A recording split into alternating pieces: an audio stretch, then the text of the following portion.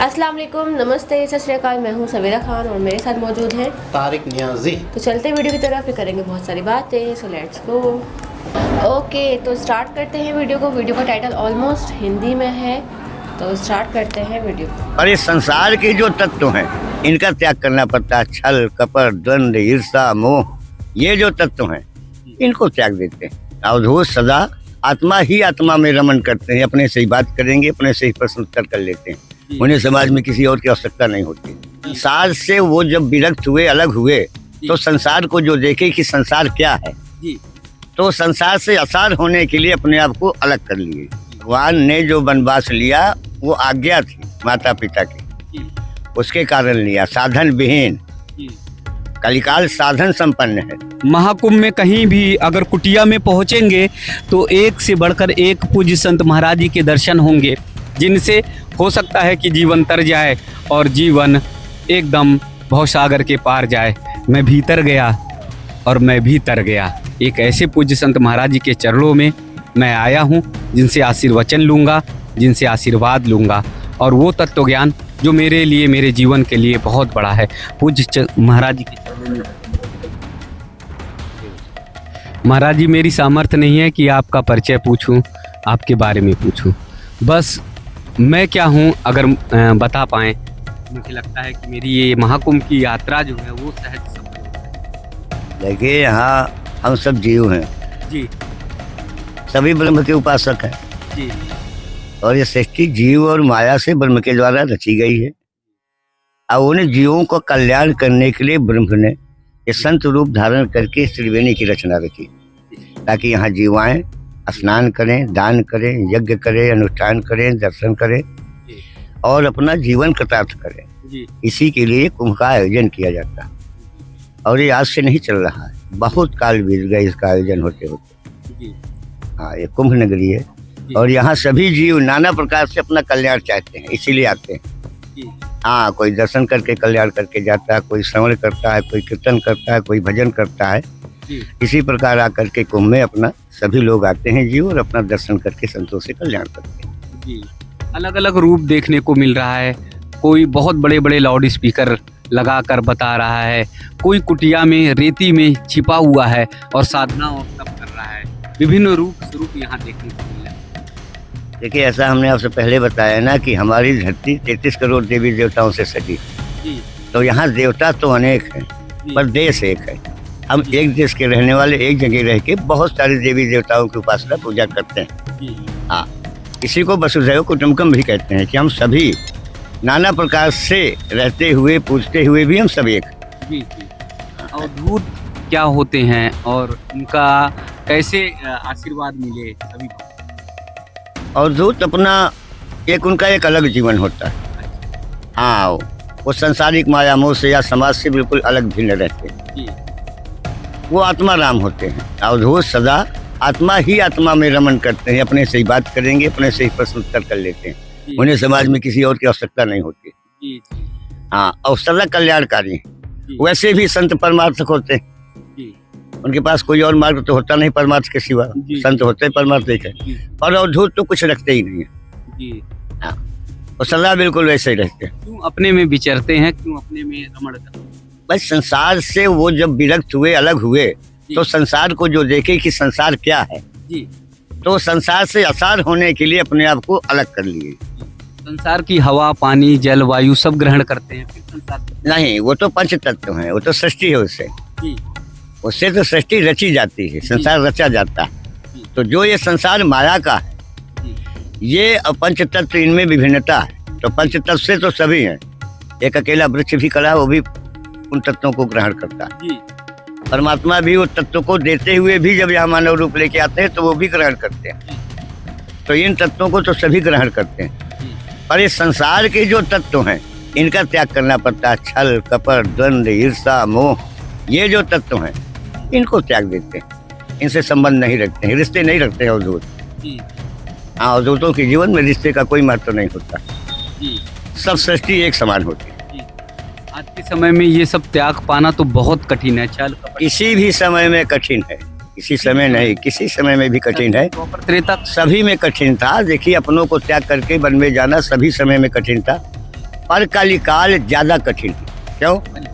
कलिकाल में साधन संपन्नता अधिक हो गई है, तो मनुष्य साधनों का त्याग नहीं कर पा रहा है, अपनों को तो कर देता है, पर साधनों का मोह इतना अधिक होता है, उन्हें नहीं त्याग कर पाता।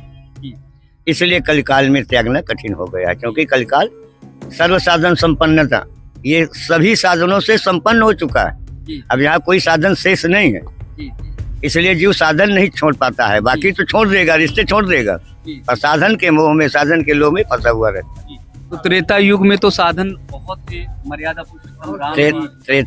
त्रेता युग में साधन इतने नहीं थे जी। वहाँ आज्ञा थी। भगवान ने जो वनवास लिया वो आज्ञा थी माता पिता की, उसके कारण लिया, साधन विहीन। कलिकाल साधन संपन्न है। यहाँ ट्रेन का साधन है, अभी गंगा सागर जाना है तो ट्रेन मिल जाएगी, लेकिन उस काल में न ट्रेन थी न अन्य साधन थे, पैदल ही मार्ग थे। तो कलिकाल इसीलिए कठिन है क्योंकि यहाँ साधन संपन्नता है। महाकुंभ में आए, क्या लेकर जाएं? महाकुंभ में सबसे बड़ी चीज ये है कि हम अंदर के जो अपने सारे विकार हैं उन्हें नष्ट कर दें, और यहाँ से जो अच्छे विचार हैं संतों के वो लेके जाएं। चारों तरफ महाकुंभ की महिमा ही महिमा दिखाई दे रही है, हर तरफ महाकुंभ का वो भाव और सब कुछ दिखाई दे रहा है, लेकिन रेती में रमने वाले कम दिखाई दे रहे हैं। हाँ, रेती में रमने वाले भी हैं, परंतु ये है कि रेती के अंदर जो है ना, कुछ तंबुओं में आ गए, पंडालों में आ गए, कुछ अभी लेट लपेट भी संत महात्मा आते जाते रहते हैं। दूर के संत है तो कुछ समय बाद आएंगे, परंतु यह है कि संतों का आगमन, संतों का सत्संग बहुत सुंदर है और बहुत दिव्य चल रहा है। कुंभ भी बहुत दिव्य सजा है, सभी का सहयोग है, आप लोगों का भी सहयोग है, ऐसा नहीं है, पत्रकारों का भी सहयोग, प्रशासन का सहयोग, तो दिव्य मेला है और बढ़िया संत है, सब आनंद चल रहा है। अंतिम प्रश्न, पूज्य महाराज जी, ऐसी चर्चा रहती है कि बहुत दिव्य मूर्तियां आती हैं जो विचरण करती हैं पर्वत पहाड़ से होती हुई, यहाँ निकलती हैं और फिर अदृश्य। हाँ, आती हैं, पर जो दिव्य मूर्तियां होती हैं ना, वो इस तरह प्रदर्शन नहीं करती, आप उन्हें पहचान नहीं पाएंगे आसानी से। साधारण रूप में रहेंगे, दर्शन मिलेंगे, अपनी दिव्यता का दर्शन देंगे, दर्शन से कृतार्थ करते हैं, पर उनकी वाणियाँ बहुत कम सुनने को मिलती हैं। हाँ, क्योंकि वो दिव्य है ना, तो दिव्य जो भी मूर्तियाँ होती हैं वो थोड़ा सा अपने आप को संक्षेप में रखती हैं, प्रकट बहुत कम रखती हैं। वैसे हम लोगों के पास दिव्य दृष्टि है नहीं, उन्हें पहचान सके, जान सके। अरे आपके पास दिव्य दृष्टि नहीं है, लेकिन फिर भी दृष्टि है, तभी तो आप चलते चलते यहाँ तक आ गए। दिव्य दृष्टि नहीं, पर दृष्टि तो है।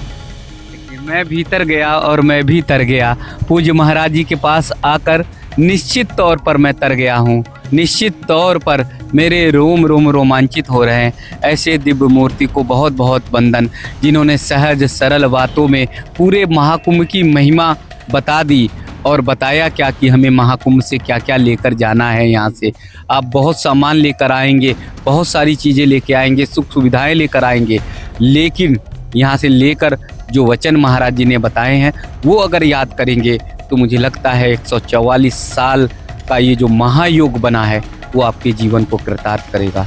एक बार पुनः पूज्य महाराज जी के चरणों में बहुत बहुत दंडवत।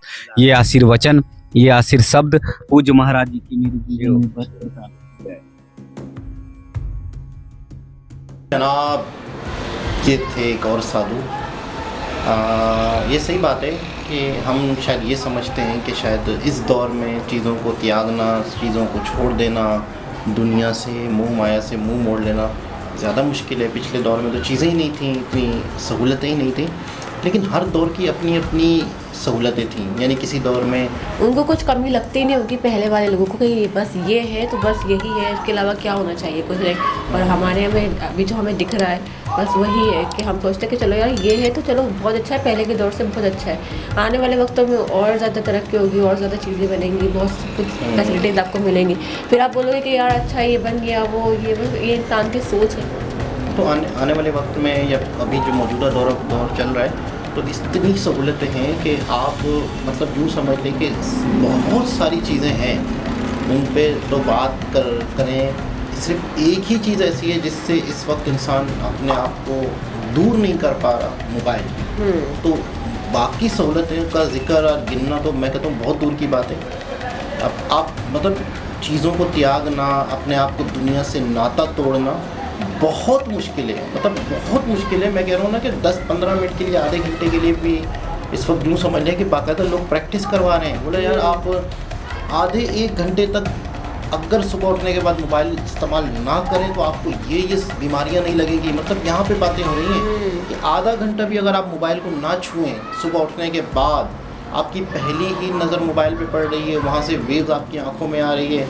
मतलब यहाँ तक ये दुनिया नफ्सा नफ्सी में चली गई है। ऐसा ही है। इस दौर में भी अगर ये लोग अपने आप को बिल्कुल ही एक तरह से मोह माया से दूर करके बैठे हुए, तो ये बहुत बड़े लोग हैं, बहुत बड़ी बात है। बहुत बड़े दिल वाले। थोड़ी देर के लिए भी लोग सहूलतों से दूर नहीं हो सकता। थोड़ी देर के लिए भी इंसान अगर उसको चीज़ों से दूर कर दिया जाए तो इंसान न समझो, एक तरह से बिजली है, गैस है, बहुत सारी चीज़ें हैं, लेकिन ये हर चीज़ से दूर हैं। यानी यूँ समझ लो कि सिर्फ पत्थर का दौर में जब इंसान रहते थे, समझो कि इस तरह के दौर लोग हैं, कैसे ज़िंदगी गुजारते हैं, कैसे इन चीज़ों को इनको कोई फ़र्क ही नहीं पड़ता ना कि कोई ना। दुनिया में क्या है, कितना भी अच्छा घर हो, गाड़ी हो, पैसा हो, जो कुछ भी हो, इनको ये सब चीज़ों से फ़र्क ही नहीं पड़ता। उनको मालूम है ये टेम्परेरी है, वक्ती है, ख़त्म हो जाना है सब चीज़ों ने। अच्छा, सभी लोग ज़्यादातर जितने भी हमने इंटरव्यू देखे, सभी लोग जो पॉलिटिशियन हैं या जो राज है या योगी जी का राज है, जो इंतज़ामिया है, जो सिस्टम है, उससे मुतमईन है। ऐसा ही है। तकरीबन लोगों को मैं ये देख रहा हूँ कि लोग मतलब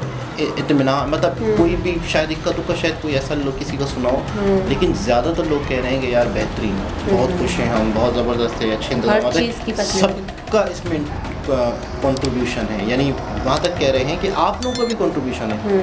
इस महाकुंभ को तो मैं यकीन करो सोशल मीडिया का महाकुंभ कहूँगा, बहुत वायरल, इतनी वीडियोस, इतना कंटेंट, इतना कुछ वायरल हो रहा है कि शायद मुझे ऐसा लगता है कि ये वो दौर है कि कोई शख्स यूट्यूब बनाने का सोच रहा था तो वो भी अगर प्रयागराज में रहता है, इस वक्त शायद बहुत सारे नए यूट्यूब चैनल खुल जाएंगे सिर्फ इस कंटेंट को लेते हुए।